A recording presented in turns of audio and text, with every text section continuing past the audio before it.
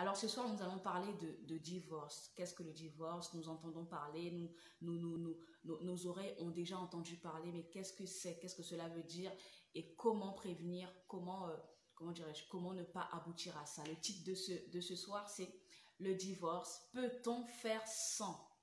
On a l'impression que actuellement, que dans cette génération, que comment dirais-je, le divorce fait partie intégrante de la vie quotidienne. C'est comme si le divorce faisait partie du mariage. C'est comme si le divorce faisait partie du vocabulaire du moins, d'accord? Du vocabulaire du mariage. C'est comme si le divorce faisait partie du vocabulaire de la vie de couple. C'est comme si le divorce était un mot que nous avons pour coutume d'entendre, que nous avons pour habitude d'entendre et qui ne fait plus peur, qui ne fait plus honte, qui ne fait plus...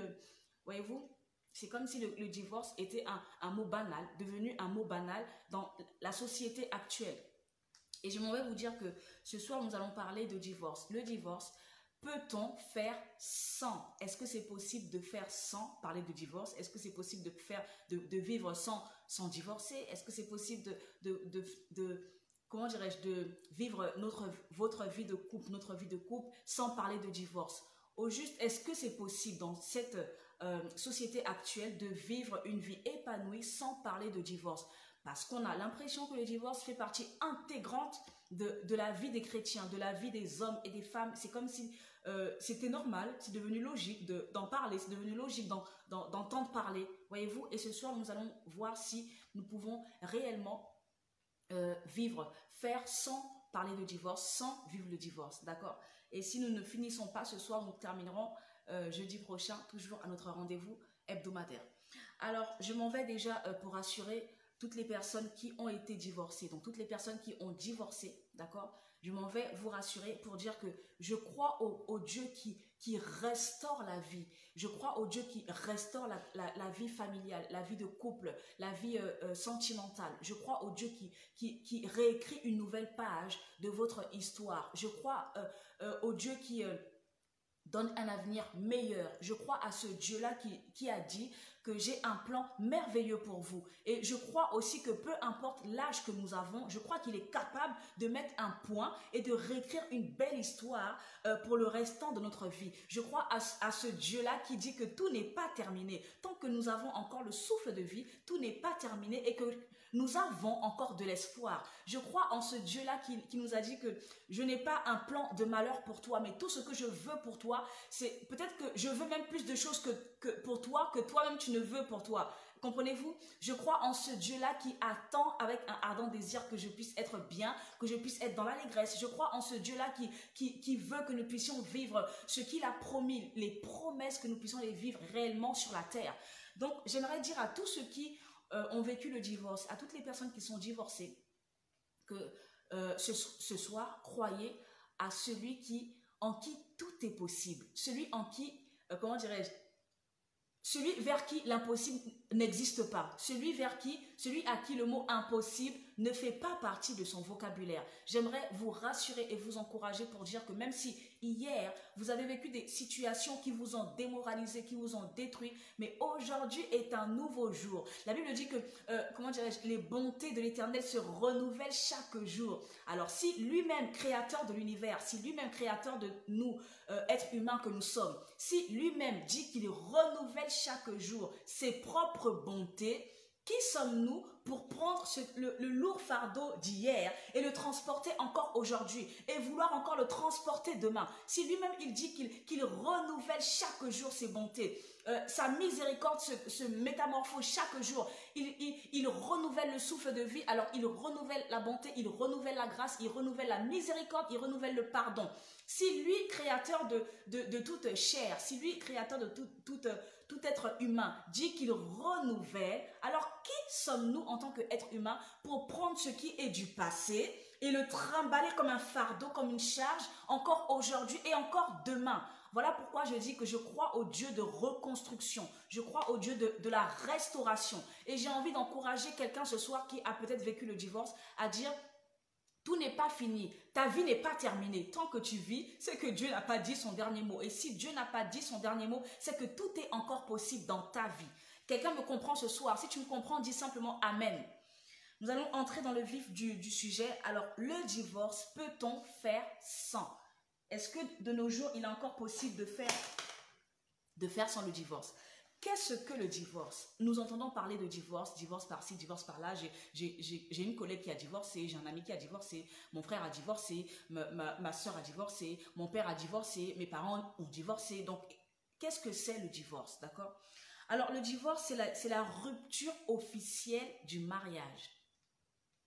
Le divorce, c'est la rupture officielle du mariage civil ou du mariage religieux.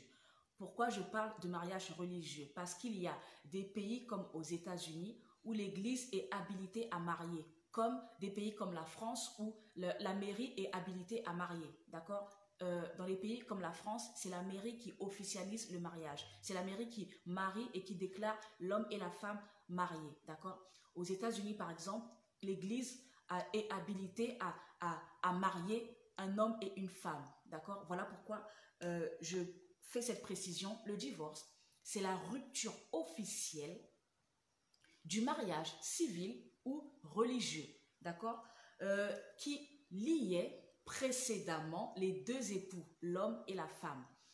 Alors, le divorce est, comment dirais-je, prononcé du vivant des deux époux, d'accord? Si un meurt, ce n'est plus un divorce, c'est que tu deviens, comment dirais-je, veuf ou veuve. Mais si les deux époux sont encore vivants, on peut parler de divorce, d'accord? Donc, le divorce, c'est carrément rompre, comment dirais-je, tout ce qui a été lié. Je vous comment dirais-je, déclare marié par les liens du mariage. Voici la phrase que le maire déclare. Je vous déclare marié par les liens du mariage, d'accord? C'est le mariage qui lie un homme à une femme. Le divorce délie l'homme à la femme. Le divorce est l'acte officiel, d'accord, qui casse ce lien-là, qui casse cette alliance, qui rompt complètement, d'accord? Donc, c'est rompre le lien, l'alliance officielle qui a été établie sur la terre, dans le ciel, devant les hommes, devant la galaxie, devant l'univers entier. Voici ce que c'est que le divorce. C'est le fait de casser quelque chose.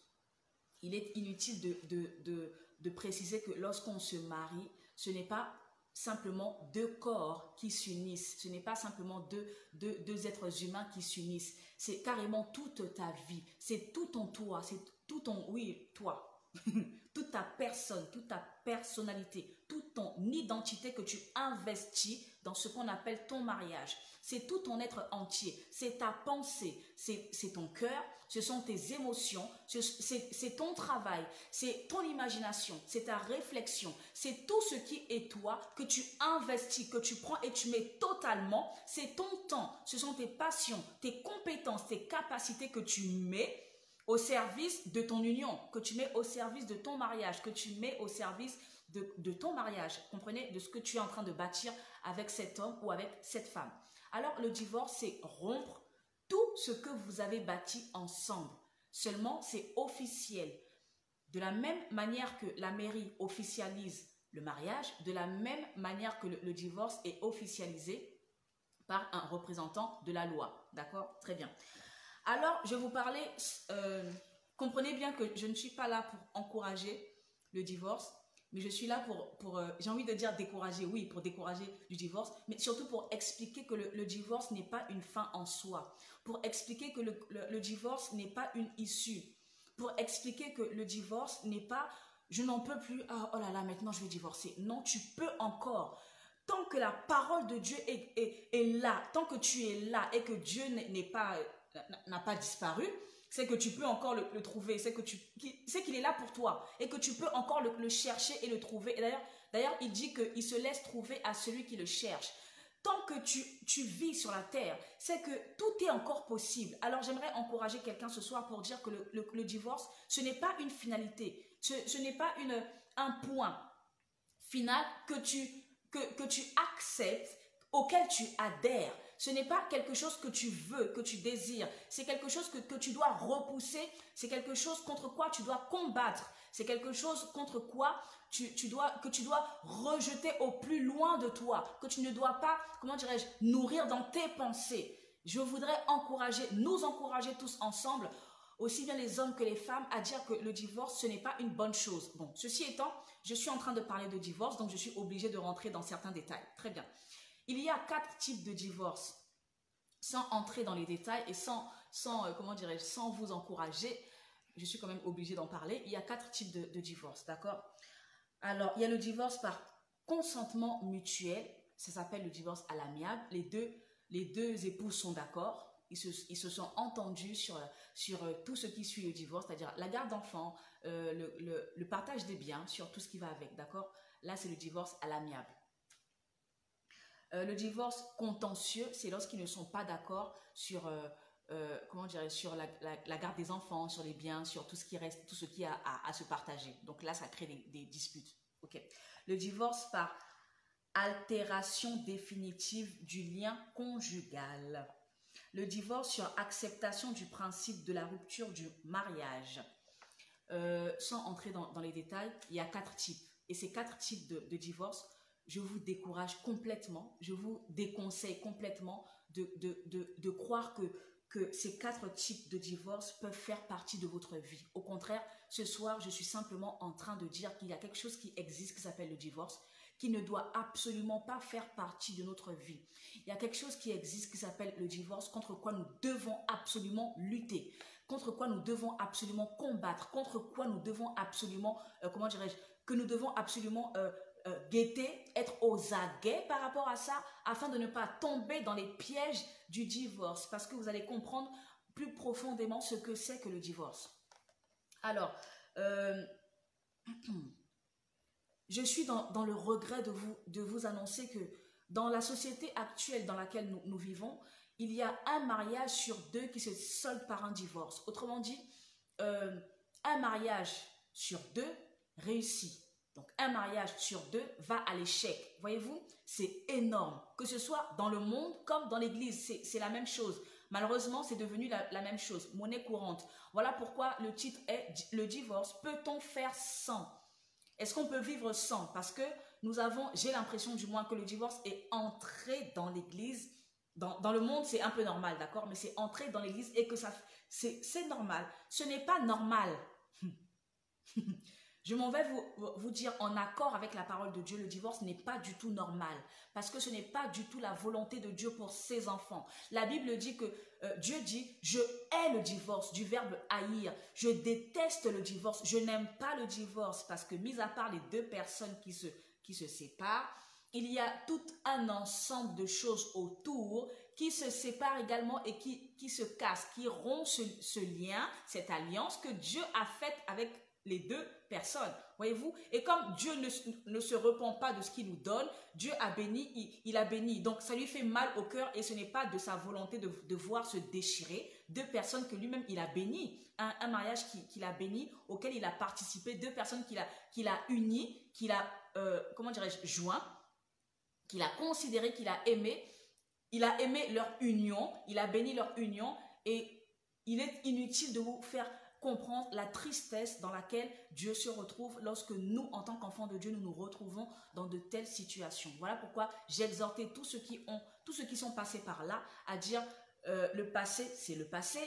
Ceci étant, aujourd'hui est un nouveau jour, d'accord? Donc aujourd'hui est le jour où tu prends de nouvelles résolutions, où tu comprends déjà ce qui s'est passé ou ce qui se passe, où tu apprends, où tu augmentes en connaissance, où tu boostes ton niveau de connaissance et ensuite tu pourras agir en conséquence, d'accord? La Bible dit que comment dirais-je, le passé, donc ce que j'ai fait avant, ça ne compte pas parce que je ne savais pas, d'accord? Les choses anciennes sont passées. Toutes choses sont devenues nouvelles. À partir du moment où je sais, c'est à ce moment-là que je peux faire. Mais avant, je ne savais pas. Donc, ce que j'ai pu faire comme erreur avant, cela ne m'est pas imputé parce que je ne le savais pas. Quelqu'un me comprend? Voilà pourquoi j'encourage quelqu'un qui est passé par cette situation pour dire que Dieu peut réécrire une nouvelle page de ta vie. Et la Bible dit même, je vais encore plus loin, la Bible dit que la gloire de la seconde maison sera plus grande que la première. Parce que les bontés de l'Éternel se renouvellent, alors automatiquement, aujourd'hui est mieux qu'hier, d'accord? Avez-vous le son chez vous? Est-ce que vous m'entendez? Est-ce que vous m'entendez de chez vous? Pouvez-vous me dire, s'il vous plaît, si vous m'entendez?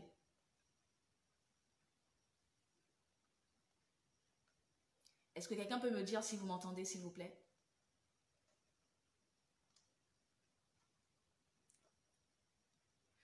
Est-ce que quelqu'un peut me dire si vous m'entendez bien? D'accord, très bien. Merci. Merci, David. Alors, je disais donc que le divorce, écoutez, le divorce n'est pas le problème, d'accord? Dans un couple, il y a l'homme, il y a la femme. Arrivé au divorce, le mot divorce même, ce n'est pas ça le problème. Le divorce, c'est comment dirais-je, la manifestation que quelque chose ne va pas. Le divorce, c'est une fin comme quoi il y a eu un mauvais processus et qui a abouti au divorce. Autrement dit, lorsque vous êtes malade, lorsqu'on est malade, on n'est pas malade, comment dirais-je, sans symptômes. On a d'abord de la fièvre, d'accord? La fièvre, ce n'est pas ça la maladie. La maladie, ce n'est pas la fièvre. La fièvre, c'est un symptôme. Le symptôme, ça veut dire la manifestation qu'il se passe quelque chose, d'accord? Le corps humain a été créé pour bien fonctionner. Tous nos organes ont été créés à la bonne hauteur, à la bonne mesure, au bon endroit pour bien fonctionner, d'accord? S'il arrive qu'un organe ne fonctionne pas bien, d'accord, pour X raisons, alors le corps va envoyer un signal à nous, à notre cerveau. Le corps va nous envoyer un signal pour dire là, fais attention parce que tu manges trop de sucre, par exemple, ou bien tu t'es mal tenu, ou bien tu as fait trop de comment dirais-je, tu as des calculs, par exemple, tu as un cancer, il se passe quelque chose dans ton corps qui n'est pas normal. Autrement dit, la fièvre est un symptôme comme quoi il se passe quelque chose de pas normal dans ton corps. La fièvre n'est pas, c'est pas ça la finalité, c'est pas ça la maladie. Mais la fièvre est un indicateur comme quoi tu dois aller faire des examens, tu dois aller faire une radio par exemple, une échographie par exemple, tu dois aller faire un scanner par exemple, tu dois aller faire une IRM, tu dois aller faire quelque chose pour voir ce qui se passe parce qu'il y a quelque chose qui se passe dans ton corps mais qui n'est pas normal, d'accord? Donc, le divorce, c'est comme, comment dirais-je? Le divorce est différent du problème, d'accord? Le divorce, c'est la finalité. Le problème, c'est la cause, d'accord? Le problème est causé par quelque chose, ok? Le divorce, c'est un symptôme. C'est-à-dire qu'au moment où vous divorcez, c'est à ce moment-là que l'on sait qu'il se passe quelque chose de pas bien, qu'il se passe quelque chose qui a déplu à l'un ou à l'autre. C'est à ce moment-là que les gens savent que, en fait, vous ne vous entendez pas ou que vous ne vous entendez plus, vous ne vous aimez plus. C'est que à ce moment-là où les gens savent, voyez-vous? C'est comme quand vous avez la fièvre, c'est à ce moment-là qu'on sait qu'il se passe quelque chose dans votre corps. Autrement dit, tant que tu n'as pas de fièvre, on ne sait pas ce qui se passe dans ton corps. D'accord? Le corps peut garder, peut conserver, mais à partir du moment où il y a des symptômes, c'est à ce moment-là que toi-même, tu réalises qu'il se passe quelque chose de pas bien. Alors, le divorce, c'est un signe, une manifestation que quelque chose n'est pas allé, que, comment dirais-je, que le mariage n'était pas un bon mariage, que le mariage ne roulait pas sur des roulettes comme les gens le croyaient, d'accord, que tout n'allait pas bien, comme les gens le prétendent ou le prétendaient. C'est la preuve comme quoi, comment dirais-je, il y avait des dysfonctionnements au sein du foyer, au sein du couple, d'accord.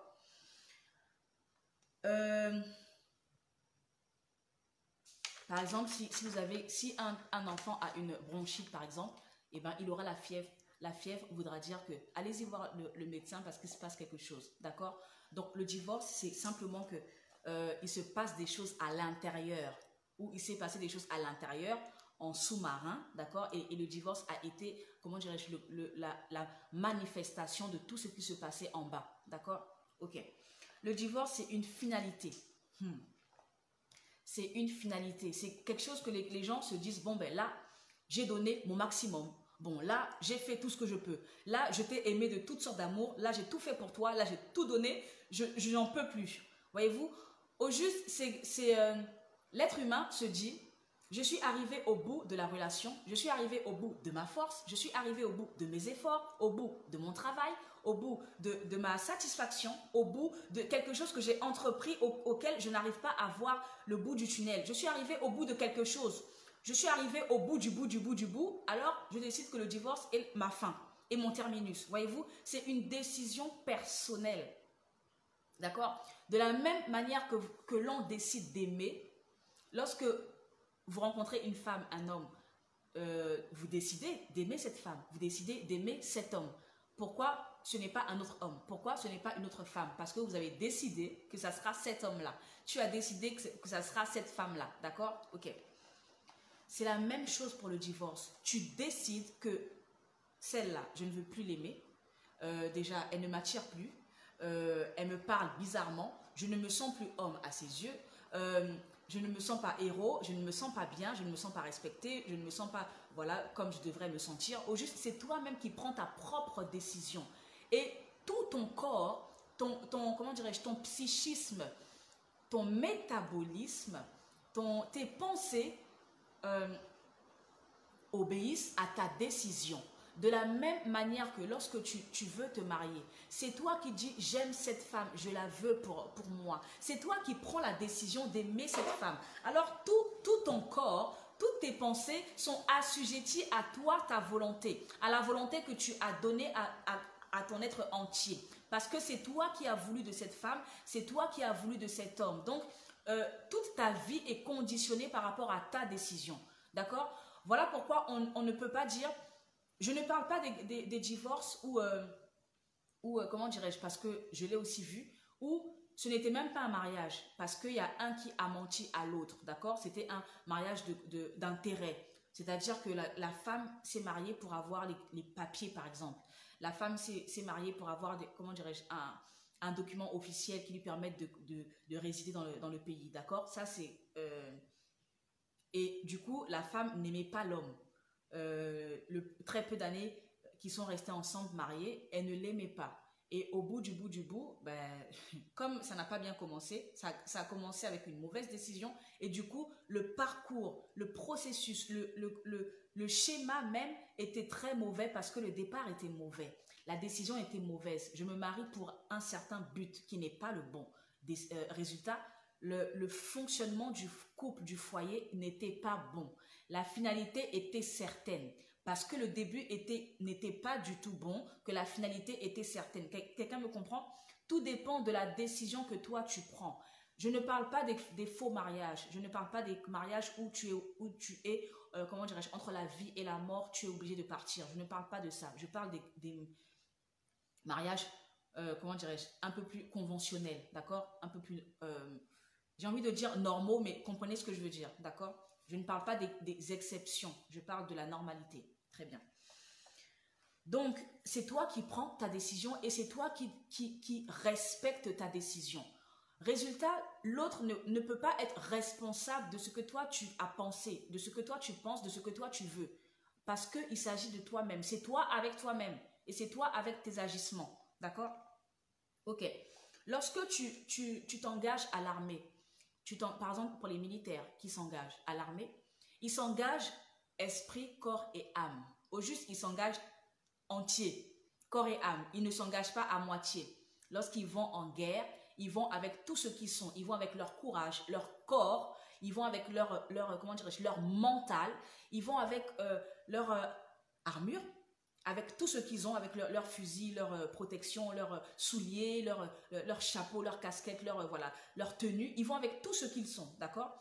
Pour pouvoir défendre un pays, donc leur pays, pour pouvoir défendre les intérêts du pays, d'accord? Très bien. La seule chose, au juste, lorsque le militaire s'engage, il s'engage complètement.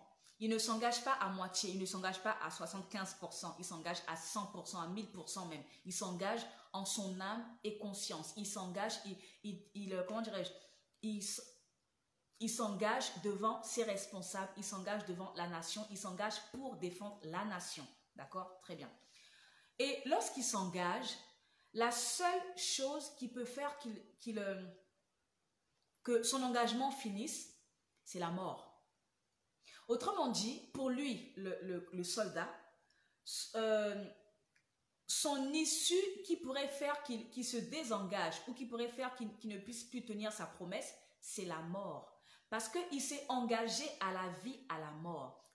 Voilà pourquoi nous assistons à des soldats qui partent en guerre et d'autres meurent en guerre. Parce que lorsqu'ils se sont engagés, ils se sont engagés à la vie, à la mort. Je m'engage pour défendre mon pays. La seule chose qui peut me faire arrêter, qui peut me faire sortir de là, ben c'est la mort. C'est la mort qui me sépare, qui me séparera de mon travail, de mon métier, de ma passion, de ma vocation. D'accord? Ok. Ça, c'est pour quelqu'un qui s'est engagé, que ce soit dans le, comment dirais-je, en tant que soldat, en tant que militaire, en tant que policier aussi, je pense, en tant que, voilà, parce que les policiers aussi sont dehors, en tant que pompiers, ils risquent également leur vie, d'accord? Et tous les corps de métier que vous connaissez qui sont, comment dirais-je, qui risquent leur vie, très bien. Ils s'engagent corps et âme. Ce n'est pas à 50%, ce n'est pas à 80%, c'est à 1000%. Donc, lorsqu'ils s'engagent, ce n'est que la mort qui peut les arrêter, d'accord? Et dans le mariage, je fais un parallèle avec le mariage. Lorsqu'on s'engage dans le mariage, au juste, on ne prononce pas tout ce qui concerne le mariage. À la mairie, nous prononçons simplement que nous nous promettons de nous aimer, de vivre, de nous aider mutuellement, de vivre sous le même toit, donc de partager la communauté de vie et de, quoi encore? Nous promettons fidélité. Mais au juste, il y a tellement de choses que nous ne disons pas. Nous ne disons pas, comment dirais-je, il y a plus de choses que nous ne disons pas que celles que nous disons. Parce que lorsqu'on se marie, lorsqu'on vient avec tout ce qu'on est dans son mariage, il y a 10 000 fois plus de choses que ces 4 choses que nous citons devant le maire. Quelqu'un me comprend? Il y a 10 000 fois plus de choses que ce que nous citons. Nous citons l'amour, la fidélité, l'aide mutuelle et quoi d'autre? Amour, fidélité, aide mutuelle et la vie commune.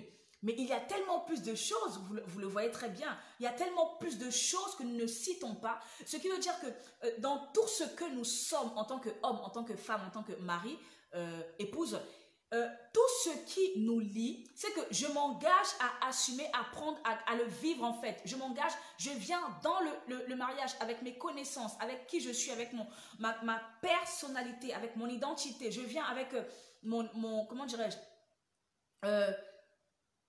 mes compétences que je mettrai au service de mon mariage. Je viens avec mes connaissances que je mettrai au service de mon mariage et plus tard de ma famille. Au fait, je viens avec tout ce que je suis, d'accord, pour bâtir avec toi. Maintenant, s'il arrive un souci, je t'ai promis que la seule chose qui me séparera de toi, c'est la mort. D'accord? Je fais le parallèle avec un militaire qui s'engage. La seule chose qui peut le séparer de sa vocation, de son travail, de sa passion, c'est la mort. C'est exactement la même chose lorsqu'on se marie. Autrement dit, lorsque Dieu a créé le mariage, la seule chose qui peut faire que, comment dirais-je, que le mariage puisse être rompu, dans le meilleur des cas, enfin, du moins, c'est la mort. D'accord? Voilà pourquoi aujourd'hui, il y a une certaine banalisation du divorce qui fait que on divorce à tout va. Ah, je suis fatiguée de t'aimer, je divorce. Je t'aime plus, je divorce. Je te supporte plus, je divorce. Là, je veux plus te voir, je divorce. Ouh là, tu m'as trop fatiguée, je divorce. J'ai des intérêts financiers, je divorce. J'ai des intérêts, je sais pas, des intérêts, je divorce.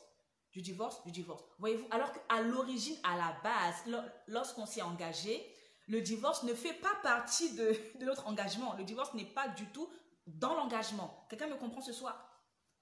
Nous avons perverti, du moins la génération actuelle, le siècle actuel a perverti le mariage au point d'immiscer le divorce au sein du mariage. Et ce soir, j'ai envie de nous dire que le divorce ne fait pas partie de nous. Le divorce ne fait pas partie de notre vie. Le divorce doit être jeté au loin, au plus loin. Mais ceci étant, nous devons savoir et comprendre ce qu'est le divorce afin de pouvoir mieux, comment dirais-je, le tenir au loin, afin de pouvoir mieux l'éviter, afin de pouvoir mieux échapper à lui, afin de pouvoir mieux l'esquiver, d'accord? Et tout faire pour ne pas tomber dedans, d'accord? Ok. Alors, le divorce devient quoi? Le divorce devient la mort du mariage. Puisqu'il n'y a que la mort qui doit séparer un homme d'une femme, le divorce devient la mort du mariage, la mort de la vie commune, la mort de ce que vous avez construit, la mort de ce que vous avez entrepris ensemble, la mort de votre vie familiale, la mort de quoi déjà? La mort de tout ce que vous avez mis en votre réflexion, la mort de votre de vos beaux moments que vous avez passés ensemble, la mort de tous les souvenirs que vous avez partagés ensemble, que vous avez bâtis ensemble. Le divorce devient la mort de tout ce que vous avez joint pour faire vôtre, d'accord? Le divorce devient la mort de tout ce que vous avez bâti, tout ce que vous avez pu imaginer, tout ce que vous avez pu confectionner. Voilà, le divorce devient la mort de toutes ces choses-là que vous avez mises en place. Quelqu'un me comprend ce soir? Est-ce que quelqu'un peut marquer non au divorce? Moi, je dis non au divorce. Non au divorce. Et comment dirais-je, j'encourage fortement quiconque à tenir cette mentalité, à avoir cette mentalité et à tenir ce discours, ne serait-ce que pour soi-même dans sa pensée. Parce que la Bible dit que soyons métamorphosés par le renouvellement de la pensée. Tout commence dans la pensée. Moi, je dis non au divorce. Et j'aimerais que ce soir, nous puissions dire non au divorce. Si tu es d'accord avec moi, tu peux aussi noter non au divorce. D'accord? Ok. Alors, le divorce, c'est la mort de tout ce que j'ai noté. Maintenant, entre parenthèses, je voudrais vous expliquer quelque chose. Vous savez, nous sommes deux à nous joindre, n'est-ce pas? L'homme et la femme. Ok. Lorsqu'on se marie, il n'y a pas que nous deux. Au début, il y a nous deux. On apprend à se connaître, comment dirais-je, on passe du temps ensemble, on discute beaucoup, on apprend à connaître la façon de penser de l'autre, la façon d'agir, d'accord? On découvre l'autre, d'accord, de toutes les façons, de toutes les manières, sauf de la manière sexuelle. Ok. Lorsqu'on se marie, nous bâtissons quelque chose qui est au-delà des deux personnes. Ça veut dire que vous tissez, vous voyez l'araignée qui tisse sa toile. Lorsque vous êtes mariés, vous tissez une toile qui devient la vôtre. Ce qui veut dire qu'en dehors de vous, il y a toute cette toile qui vous entoure. Lorsque vous êtes mariés, vous avez des connaissances communes. Vous avez la famille déjà, vous partagez, vous vous êtes adapté à la famille de l'un, à la famille de l'autre. Vous avez créé des liens avec la famille de l'un, la famille de l'autre. Vous avez des amis communs. Vous avez peut-être une entreprise ou des projets ensemble. Ce n'est pas forcément une entreprise en tant que société. Ça peut être d'autres choses, mais ensemble, d'accord? Vous avez les enfants ensemble. Vous avez une vie commune. Vous avez plusieurs choses que vous avez mis ensemble, d'accord? Qui sont régies par votre union. C'est parce que vous êtes à deux, unis, que tout cela est possible, d'accord? Au moment où vous vous séparez, en fait, vous cassez toute cette toile que vous avez confectionnée durant toutes ces années-là. Autrement dit, mis à part vous deux, il y a d'autres choses qui sont en jeu. Je vais parler ce soir des enfants. Vous savez, nous sommes des adultes. La femme peut dire, moi, je ne t'aime plus. Le mari peut dire, moi non plus, je ne t'aime plus. Tu sais, je peux refaire ma vie. Toi aussi, tu refais ta vie. C'est bon, tout va bien. Ok, tout va bien pour vous. Parce que vous êtes adulte. Parce que chacun fait comme il veut. Chacun gère ses sentiments, ses émotions. Il n'y a pas de souci. Mais en dehors de vous, vous avez des enfants. D'accord? Vos enfants, comment dirais-je, vont vivre le poids et le poids de votre décision. Autrement dit, vous avez bâti quelque chose, vous avez eu des enfants que vous avez élevés, d'accord? Vous avez posé un, comment dirais-je, conditionnement, d'accord? Une atmosphère, une ambiance autour de votre famille pour vos enfants. Très bien. Lorsque vous rompez votre lien conjugal, il faudrait savoir que vous brisez quelque chose dans la vie de ces personnes-là qui sont attachées, fermement attachées à vous. Voilà pourquoi en dehors de vous deux, il y a d'autres personnes qui subissent les conséquences de votre décision. Il y a des personnes qui, vous encore, vous allez dire, moi j'ai divorcé, tout va bien pour moi, j'ai refait ma vie, je suis heureuse, je suis heureux, tout va bien. Mais en dehors de toi, il y a des êtres humains qui dépendent de toi. En dehors de toi, il y a comment dirais-je, des relations qui ont été tissées, que vous avez tissées, qui ont été, comment dirais-je, atteintes, qui ont été affaiblies, découragées. Maintenant, je vais parler des enfants. Il faudrait savoir que nous, en tant que parents, sommes responsables des enfants. Lorsque tu as un enfant, ça veut dire que tu n'es plus tout seul dans ta vie, d'accord?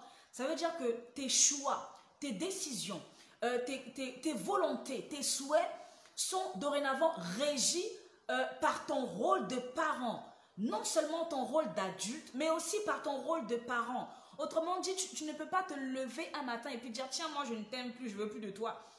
Mais il y a des êtres humains qui dépendent de votre union, de votre relation. Autrement dit, les efforts que tu fais pour ton couple, ce n'est pas seulement pour vous deux que tu les fais. C'est aussi pour ceux qui dépendent de vous émotionnellement parlant. C'est aussi pour ceux qui dépendent de vous affectivement parlant, de façon affectueuse. Ceux qui dépendent de vous. Lorsque vous rompez parce que vous avez, comment dirais-je, fait ce processus de ne plus vous aimer, de ne plus vous supporter, vous êtes bien. Au moment où vous divorcez, vous êtes déjà au bout de votre processus parce que le divorce ne commence pas le jour où on divorce, bien sûr. Le divorce commence bien longtemps à l'avance.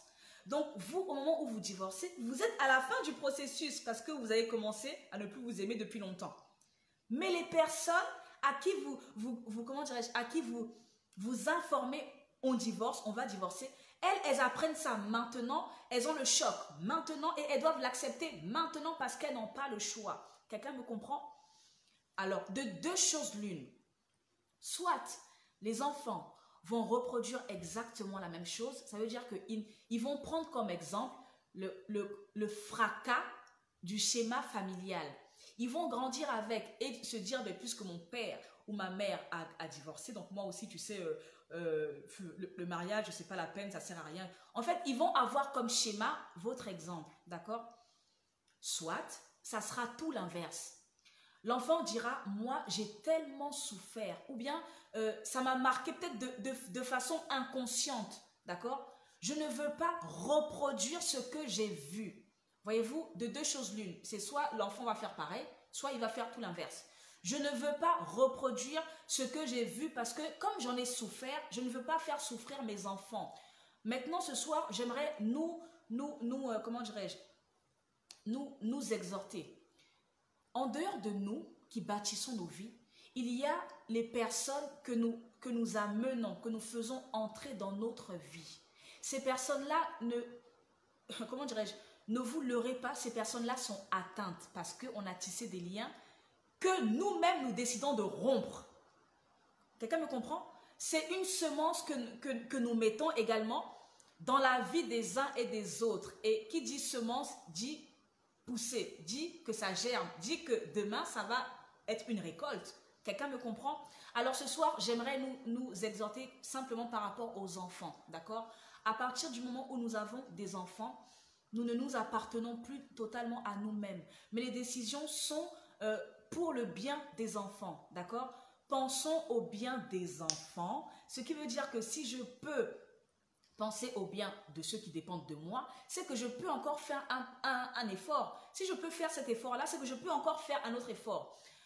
Une femme est allée voir, comment ça s'appelle, un devineur ou un marabout, quelque chose comme ça. Et ça, c'est une histoire vraie que je vous raconte.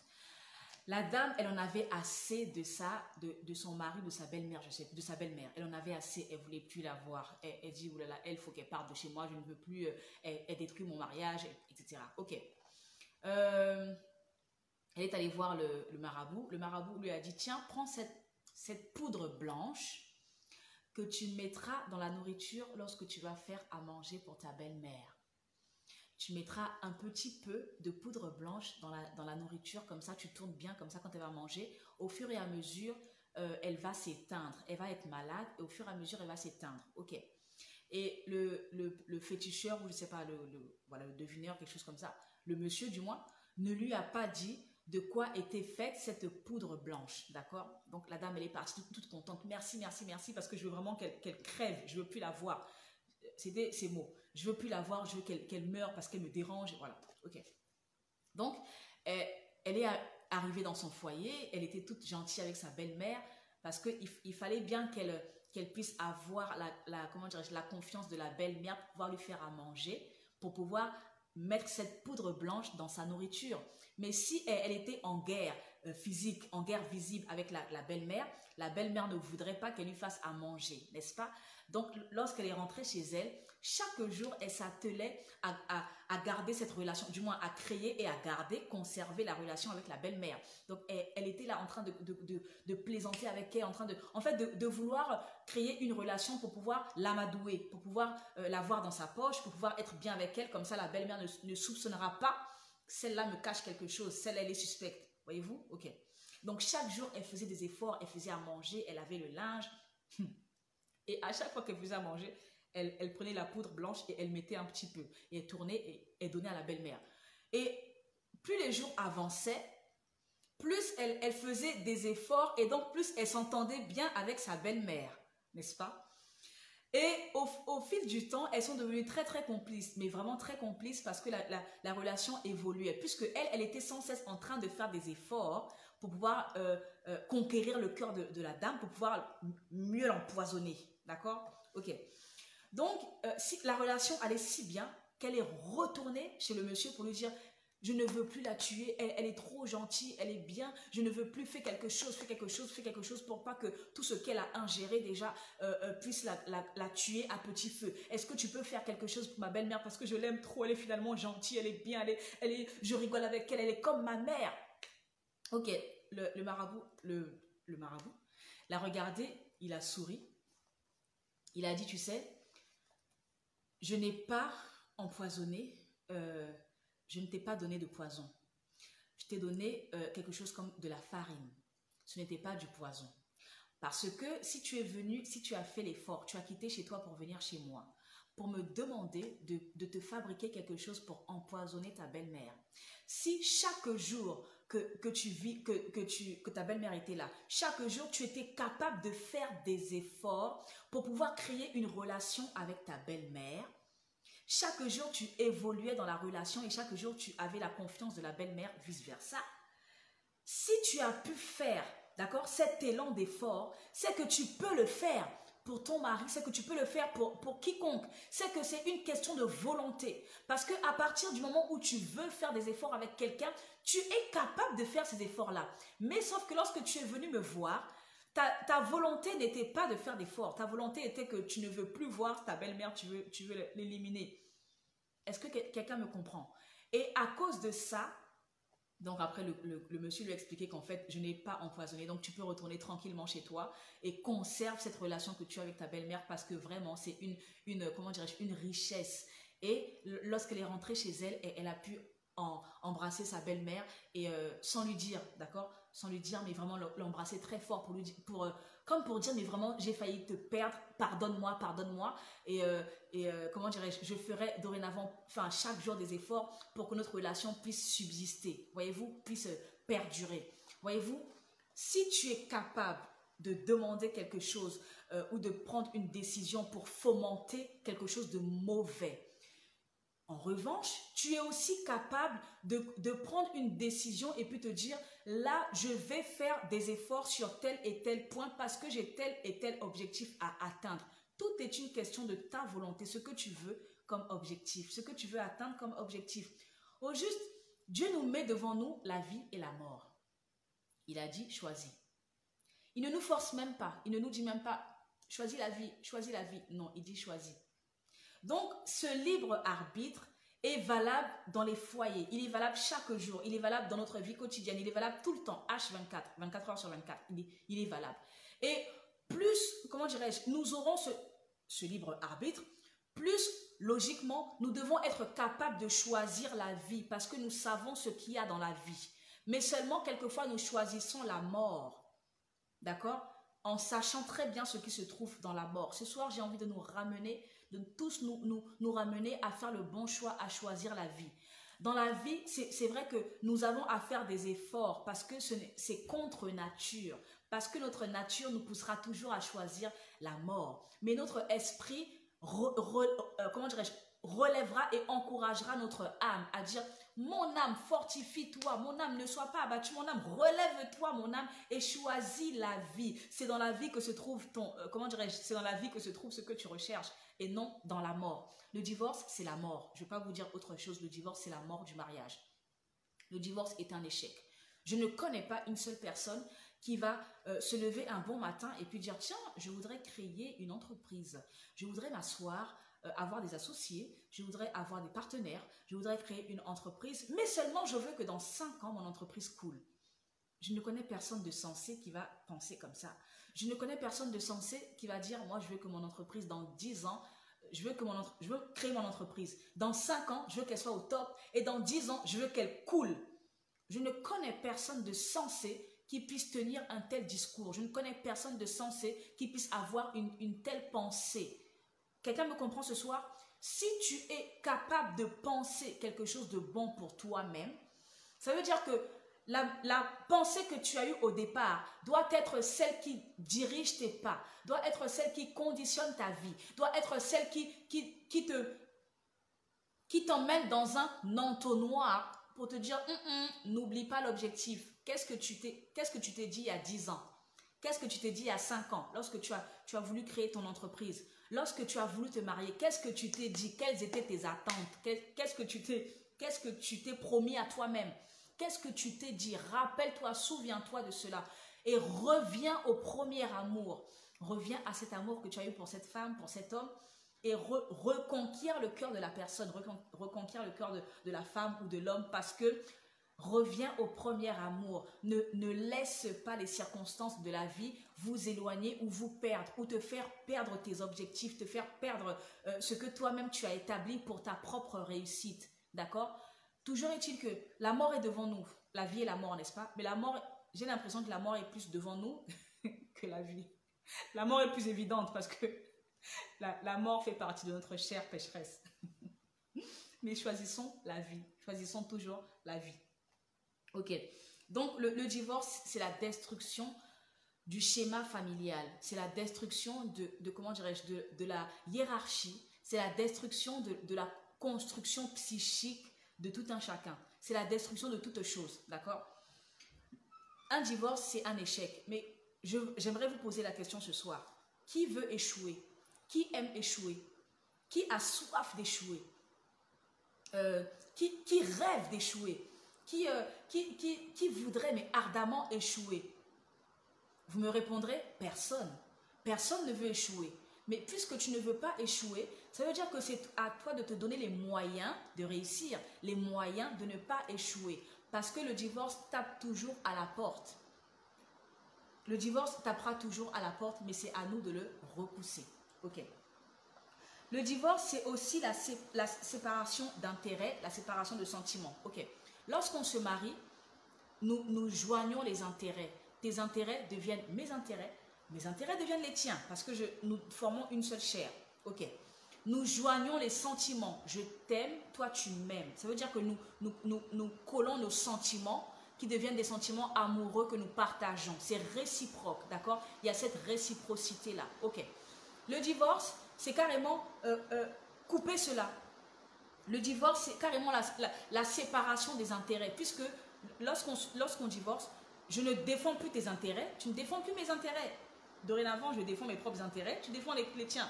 Dorénavant, comment dirais-je, mes sentiments se sont enlevés, se sont retirés de toi, tes sentiments se sont retirés de moi. Nous ne partageons plus les mêmes sentiments. Les sentiments se sont éloignés les uns des autres. Nous partageons d'autres sentiments, peut-être la colère, peut-être la rancune, l'amertume, peut-être l'amitié peut-être, d'accord? Mais en tout cas, pas des sentiments d'amour. Ok.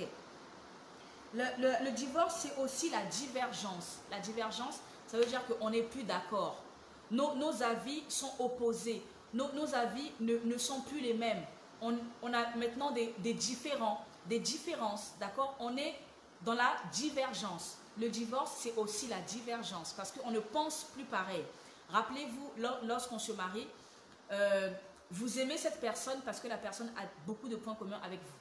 Vous aimez cet homme parce que vous vous retrouvez en cet homme. Vous aimez cette femme parce que vous vous retrouvez en cette femme. Mais lorsqu'on divorce, c'est comme si tu ne te retrouves plus. Tu peux même... J'ai même entendu des personnes qui ont divorcé ou qui veulent divorcer, qui disent, mais c'est comme si je ne le connaissais pas, c'est comme si je ne la connaissais pas. Je ne me retrouve pas en elle, je ne me retrouve pas en lui. Voyez-vous, ça devient comme deux personnes différentes, divergence. Alors qu'au début, je me voyais en toi, tu te voyais en moi. Mais maintenant que nous avons des problèmes, un problème, plus un problème, plus un problème, plus un problème. Résultat, je ne vois plus que les divergences, je ne vois plus que ce qui nous éloigne, je ne vois plus que ce qui sont devenus des points plus communs, mais des points de divergence, d'accord? Ok. Le divorce n'est pas un résultat spontané. Ce n'est pas aujourd'hui, jeudi, j'ai décidé de divorcer. Je divorce aujourd'hui, tout de suite. Ce n'est pas ça. Un divorce, ce n'est pas une décision spontanée. C'est comme le mariage. Vous décidez de vous marier, ce n'est pas le jour où vous rencontrez la personne. Boum, toi, on se marie demain. Ce n'est pas ça le mariage. C'est on apprend à se connaître. Plus on se connaît, plus je t'aime. Plus on se connaît, plus je te découvre. Plus on se connaît, plus je vois que tu me ressembles, que je te ressemble. Plus on se connaît, plus je vois que tu peux aller avec moi, que je pourrais te supporter, que je pourrais t'aimer, d'accord? Mais le divorce, c'est la même chose. Plus le temps passe, plus les divergences s'accentuent. Plus comment dirais-je, les points de désaccord s'accentuent, d'accord? Tu ne vois plus que l'autre pense comme toi, mais au contraire, tu dis, mais comment est-ce qu'à un moment donné, on s'est retrouvé quelque part? Alors qu'au début, tu disais, oulala, mais c'est mon âme sœur, je me retrouve en lui, je me retrouve en elle. Au moment du divorce, des divergences, tu dis, mais je ne vois plus, je ne retrouve plus de points communs, je ne te reconnais plus, je ne te connais plus. Voyez-vous, le divorce, c'est un processus. Ce n'est pas une action spontanée. Personne ne se lève un bon matin et puis dit, tiens, je divorce aujourd'hui. Sans précédent, sans qu'il y ait rien. Personne. Personne de sensé du moins. D'accord? Le divorce, c'est un résultat à un processus. D'accord? C'est parce qu'il y a eu des défaillances, beaucoup de divergences, beaucoup d'opposition, beaucoup de séparation sentimentale, émotionnelle, psychique. En fait, on n'est plus ensemble depuis un moment. Le divorce, ce n'est pas le jour où vous allez devant l'avocat pour signer, c'est ce jour-là que vous divorcez. Non. Le divorce, vous avez déjà divorcé depuis longtemps. Vous avez divorcé depuis longtemps. Lorsque vous passez devant l'avocat pour signer, ce n'est qu'un acte visible. D'accord? Ce n'est qu'une manifestation visible de ce qui a commencé depuis longtemps. D'accord? Lorsque j'ai la fièvre, par exemple, j'ai pu avoir la maladie depuis longtemps. Ce n'est que peut-être qu'un poumon s'est perforé, que j'aurai de la fièvre pour faire comprendre que là, quelque chose se passe. Mais au juste, j'ai la maladie qui dure en moi, qui est en moi depuis un certain temps déjà.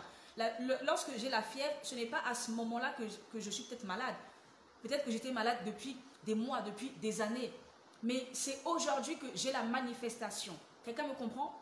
Le divorce, c'est le résultat d'un long processus. Bon, long, c'est relatif, d'accord?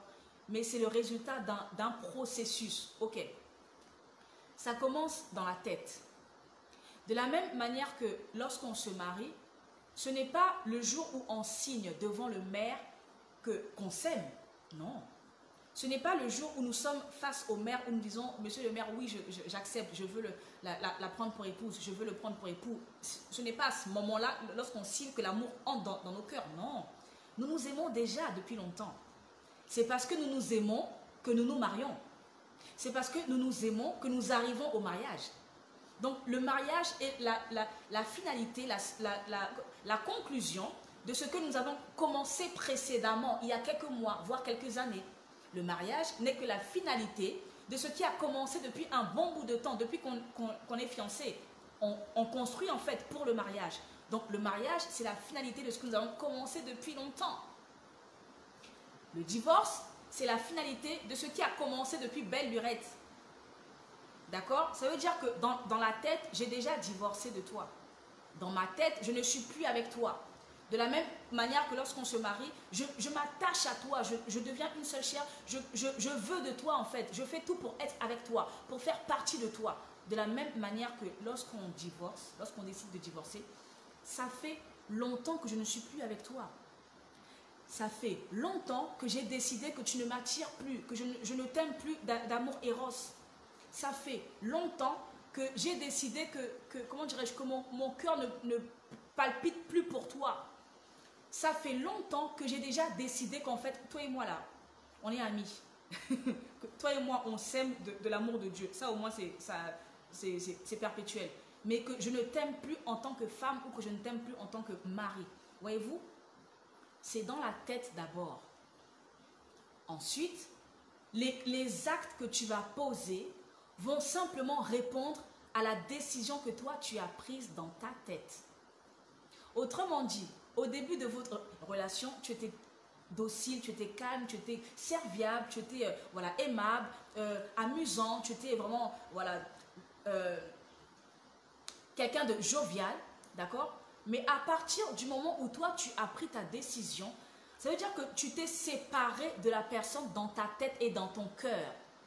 Donc dorénavant, tu te conditionnes, c'est-à-dire que tu ne réponds plus comme avant, parce qu'avant vous étiez un, mais maintenant que tu as décidé que vous n'êtes plus un, donc tes réponses, ta façon de parler, ta façon d'agir va simplement répondre à ta décision.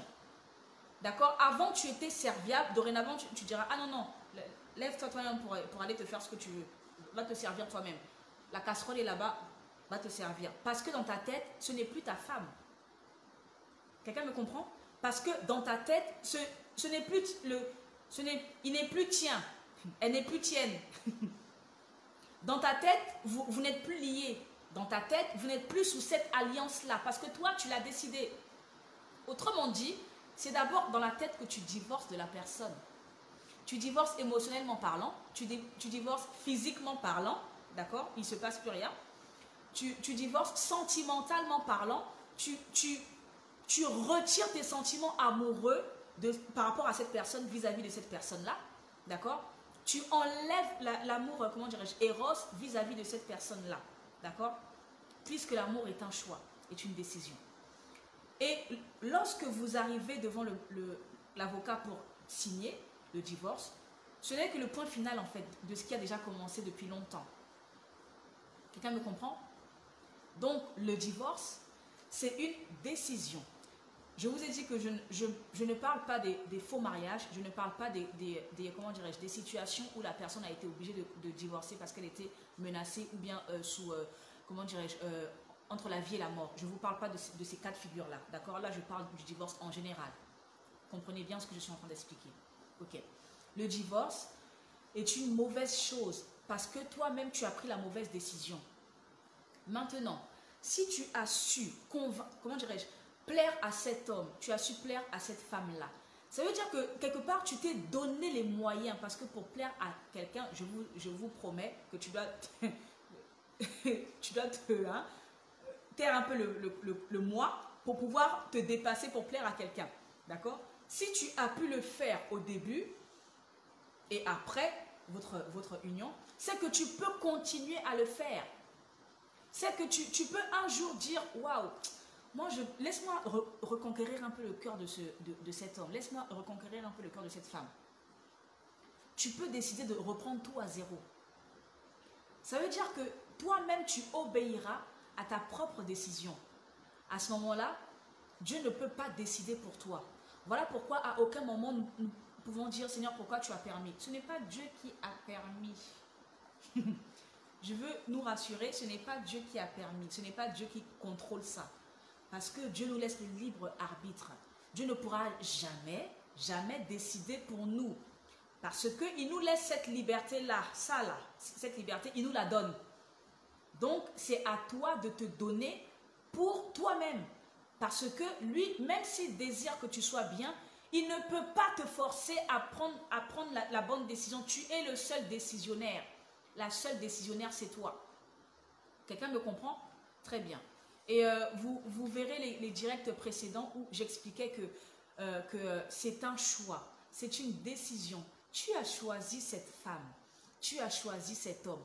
Bats-toi pour cette femme. Bats-toi pour cet homme. Ne laisse pas ta chair et ton moi prendre le dessus pour dire, toi tu es qui? Pourquoi il faut courir après toi? Pourquoi nous parlerons un jour de l'orgueil qui est l'ennemi l'ennemi du couple numéro un, à part la routine.